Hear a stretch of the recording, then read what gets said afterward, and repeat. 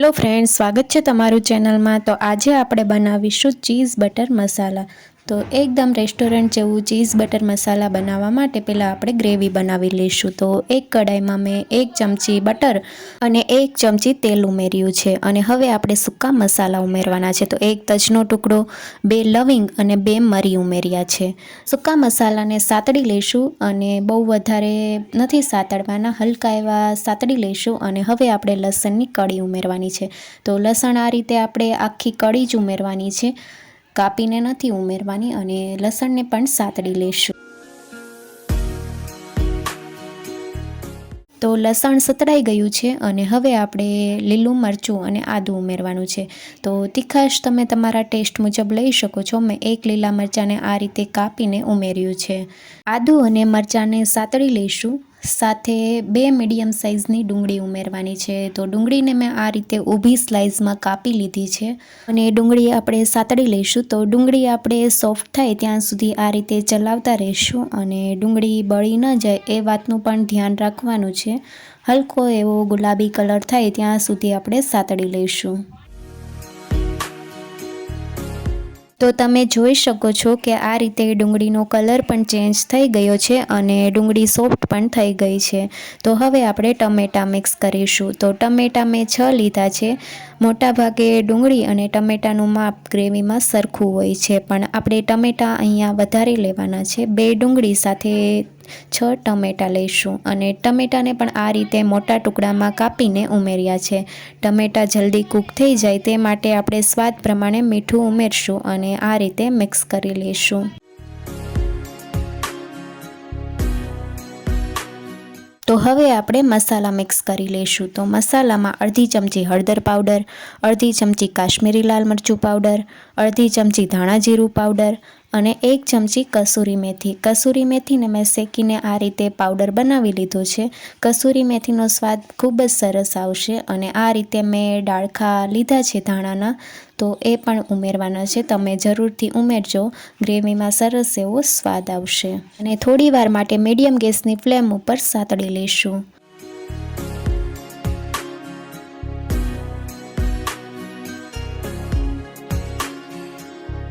તો મસાલાને ડુંગળી ટમેટાં સાથે સારી રીતે સાતળી લીધા છે અને હવે આપણે અડધા કપ જેટલું પાણી ઉમેરશું અને ગ્રેવીને ક્રીમીનેસ આપવા માટે મેં 6 થી 7 કાજુને આ રીતે ટુકડા કરી લીધા છે અને આ રીતે આપણે ઉમેરવાના છે। તમે મગજતરીના બી અને કાજુ બંને લઈ શકો છો। મેં કાજુ લીધા છે અને હવે આપણે ઢાંકણ ઢાંકીને 5 મિનિટ માટે કૂક કરી લઈશું। તો 5 મિનિટ પછી ઢાંકણ ખોલીને જોઈએ તો ટમેટાં એકદમ સોફ્ટ થઈ ગયા છે અને હવે આપણે ઠંડુ થવા દઈશું આ મિશ્રણને અને જે સૂકા મસાલા આપણે તજ, લવિંગ અને મરી ઉમેર્યા છે એ કાઢી લેવાના છે। તો મિશ્રણ ઠંડુ થઈ ગયું છે। હવે આપણે મિક્સર જારમાં આ રીતે પીસી લઈશું। તો મિક્સરમાં આ રીતે પીસી લીધું છે અને એકદમ સ્મૂથ આપણે પીસવાનું છે અને હવે આપણે વઘાર કરવા માટે એક પેનમાં અડધી ચમચી બટર અને 2 ચમચી તેલ ઉમેરશું। તો હવે આપણે લસણ ઉમેરવાનું છે। તો લસણને મેં આ રીતે ઝીણું કાપી લીધું છે, 5 થી 6 કળીને। તમે લસણની પેસ્ટ પણ ઉમેરી શકો છો, પણ આ રીતે ઉમેરવાથી સરસ એવો ટેસ્ટ આવશે। તો લસણને આપણે હલકું એવું સાતળી લઈશું અને હવે મસાલા મિક્સ કરીશું। તો અડધી ચમચી કાશ્મીરી લાલ મરચું પાવડર, અડધી ચમચી હળદર પાવડર, અડધી ચમચી ધાણા જીરું પાવડર, 1 ચમચી કિચન કિંગ મસાલા। તો મસાલા બધા જ આપણે ગેસની ફ્લેમ લો રાખીને સાતળી લઈશું। મસાલા બળી ન જાય એનું ધ્યાન રાખવું।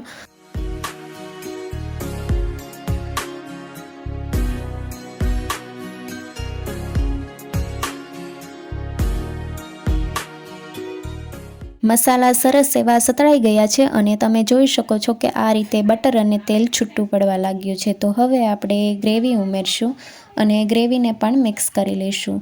તો ગ્રેવીને થોડી વાર માટે આપણે આ રીતે ચલાવતા રહેવાનું છે। કાજુનો ભાગ હોવાથી તળિયે બેસી ન જાય એટલા માટે આપણે આ રીતે ચલાવતા રહીશું। તો ગ્રેવી આપણી થોડી થીક છે એટલા માટે આપણે થોડી પાતળી કરી લઈશું। તો અડધા કપ જેટલું પાણી ઉમેરશું અને ગ્રેવીમાં મિક્સ કરી લઈશું। તો ગ્રેવીને આપણે થોડી વાર માટે કૂક કરી લઈશું। તો ઢાંકણ ઢાંકીને 3 થી 4 મિનિટ માટે કૂક થવા દઈશું।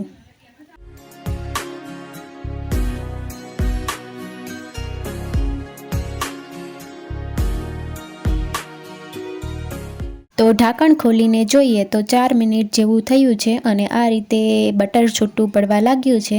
તો આપણે ટમેટાં વધારે ઉમેર્યા છે એટલા માટે આપણે અડધી ચમચી ખાંડ ઉમેરશું, જેથી બેલેન્સ રહેશે. અને હવે આપણે ગ્રેવીમાં મિક્સ કરી લઈશું.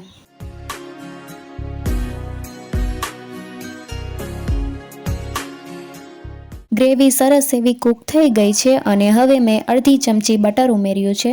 બટર તમે વધારે પણ લઈ શકો છો. આપણે ચીઝ બટર મસાલા બનાવીએ છીએ એટલે બટરનું પ્રમાણ વધારે રાખીશું. અને 1 ચમચી કસૂરી મેથી ઉમેરશું. કસૂરી મેથી જરૂરથી ઉમેરજો, બહુ સરસ એવો ટેસ્ટ આવશે. અને બંને વસ્તુને આ રીતે ગ્રેવીમાં મિક્સ કરી લઈશું.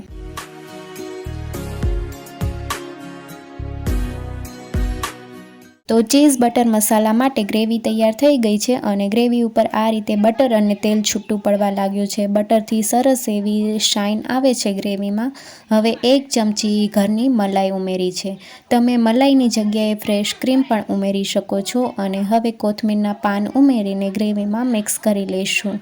હવે આપણે ચીઝ ઉમેરશું. તો ચીઝ મેં 2 ક્યુબ લીધી છે અને આ રીતે ઝીણા ટુકડામાં કાપી લીધી છે. અને હવે આપણે ચીઝના ટુકડા ઉમેરશું. તો ચીઝ આપણે ત્યારે જ ઉમેરવાનું છે જ્યારે આપણે સર્વ કરવાનું હોય. તો આ રીતે ટુકડા ઉમેરીને હવે આપણે ગ્રેવીમાં મિક્સ કરી લઈશું અને હવે આપણે સર્વ કરીશું. એકદમ રેસ્ટોરન્ટ જેવું અને પરફેક્ટ માપ સાથે ચીઝ બટર મસાલા તૈયાર છે. તમને રેસીપી કેવી લાગી કમેન્ટમાં જરૂરથી જણાવજો. અને નવી રેસીપી જોવા માટે ચેનલને લાઇક, શેર અને સબસ્ક્રાઈબ કરો. Thank you for watching.